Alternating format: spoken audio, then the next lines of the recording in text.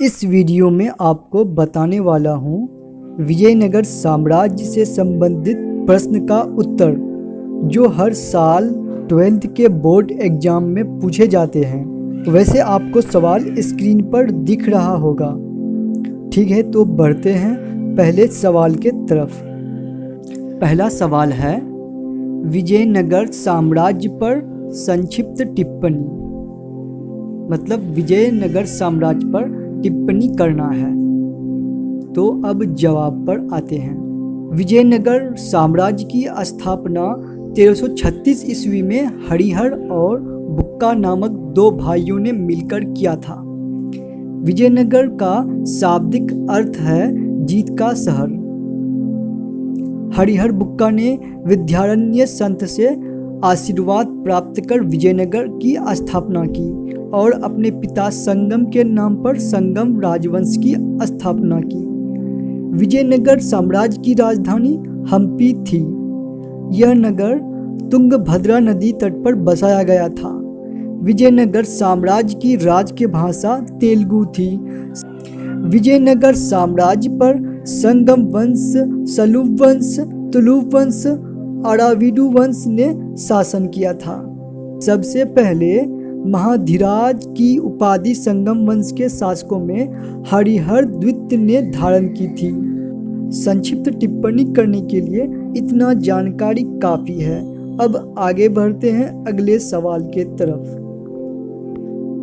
दूसरा सवाल, विजयनगर साम्राज्य के पतन का क्या कारण था?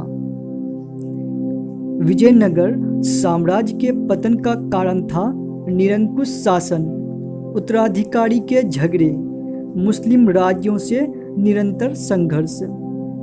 चलिए विस्तार से बताते हैं। निरंकुश शासन।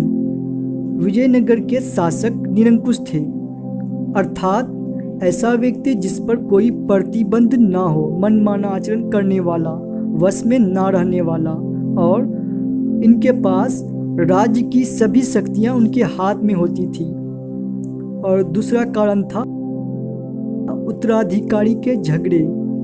उत्तराधिकारी अयोग्य थे और राज सत्ता को लेकर निरंतर झगड़े लड़ाई होते रहते थे। इस वजह से साम्राज्य में अशांति बनी रहती थी। राज दरबार षड्यंत्रों का केंद्र बिंदु बन गया था। तीसरा कारण था मुस्लिम राज्यों से निरंतर संघर्ष। बहमनी साम्राज्य व अन्य मुस्लिम राज्यों से संघर्ष में राज्य की शक्ति कमजोर पड़ गई थी। युद्ध में व्यस्त रहने के कारण प्रशासन की ओर विशेष ध्यान नहीं दिया जा सका। अंत में तालीकोटा के युद्ध में विजयनगर साम्राज्य का अंत हो गया। और अंत में आपको बता दें कि तालीकोटा का युद्ध 23 जनवरी 1565 ईस्वी को हुआ था। अब आते हैं तीसरे सवाल की ओर।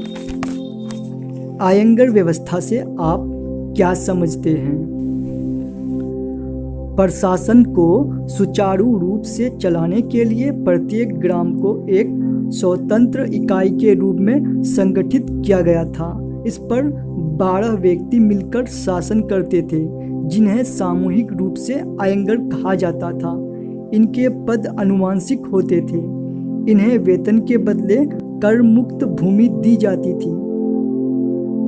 मेरे ख्याल से आप आयंगर व्यवस्था के बारे में समझ गए होंगे। अब आगे बढ़ते हैं चौथे सवाल की ओर। चौथा सवाल है, विजयनगर की स्थापत्य कला की विशेषताओं का वर्णन करें। विजयनगर के शासकों ने स्थापत्य कला में दक्षिण भारत में बेशुमार नमूना छोड़ा है। दक्षिण भारत में मंदिर निर्माण शैली का विकास विजयनगर के शासकों के काल में ही हुआ था।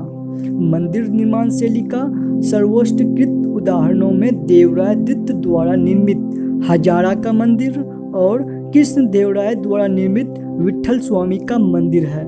गोपुरम और मंदिर के स्तंभों के अलंकार पर विशेष रूप से ध्यान दिया गया है। विजयनगर स्थापत्य शैली की मूर्तियां और स्तंभ एक ही पत्थर को काटकर निर्मित की जाती थी। इसमें कांचीपुरम का मंदिर तथा ताड़ीपत्री स्थित रामेश्वरम मंदिर अपने सुंदर गोपुरम के कारण अत्यंत प्रसिद्ध है। विजयनगर के शासकों के द्वारा अनेक महलों एवं राजप्रासादों का भी निर्माण हुआ है। अब फिर से आगे बढ़ते हैं 5वें सवाल की ओर। गोपुरम से आप क्या समझते हैं या गोपुरम क्या है? मंदिर के प्रवेश द्वार को गोपुरम कहा जाता है।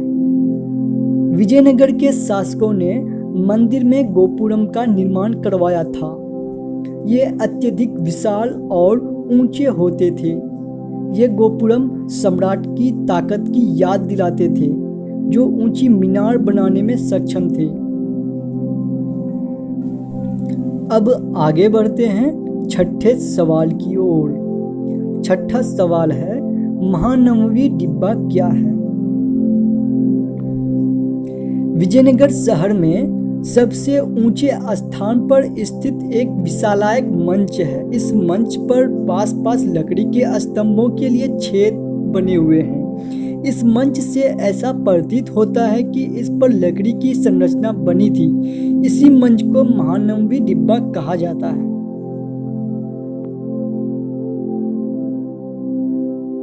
अब आगे बढ़ते हैं फिर से 7वें सवाल के ओर।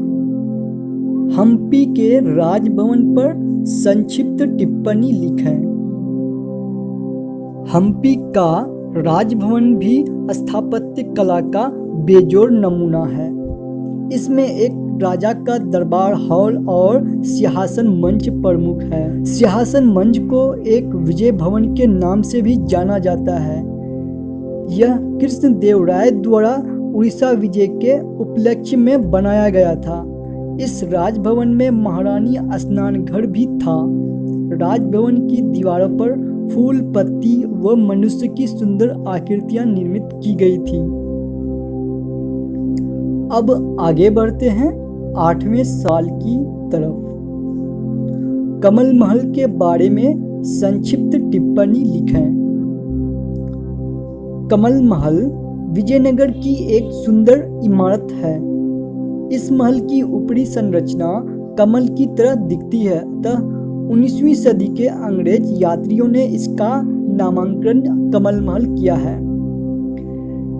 इस कमल महल का उपयोग संभवतः एक परिसदन के रूप में होता होगा, जहां राजा अपने परामर्शदाताओं से मिलता था। कमल महल के समीप ही हाथियों का एक अस्तबल था। यह लंबाई में एक विशाल इमारत था एवं स्थापत्य का एक विशाल नमूना भी था। कमल महल एवं हाथियों के अस्तबल के स्थापत्य पर भी इस्लामी भवन निर्माण कला का प्रभाव दिखता है। अब आगे बढ़ते हैं 9वां सवाल की ओर। 9वां सवाल है, विजयनगर कालीन सिंचाई व्यवस्था पर संक्षिप्त टिप्पणी लिखें। विजयनगर के शासकों ने सिंचाई व्यवस्था पर बहुत ध्यान दिया है।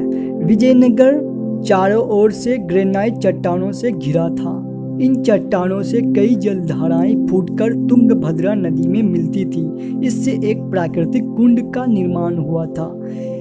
इन सभी पानी के धाराओं को बांधकर पानी के हौज बनाए गए थे। इन्हीं में से एक धाराओं का नाम कमलपुरम जलाशय था। इससे आसपास के खेतों की सिंचाई की जाती थी। इससे एक नहर भी निकलती थी। इस नहर से धान के खेतों और बगीचों की सिंचाई की जाती थी। आखिरी और 10वां सवाल यह है कि स्थापत्य कला किसे कहते हैं? स्थापत्य कला भवन निर्माण कला को कहा जाता है।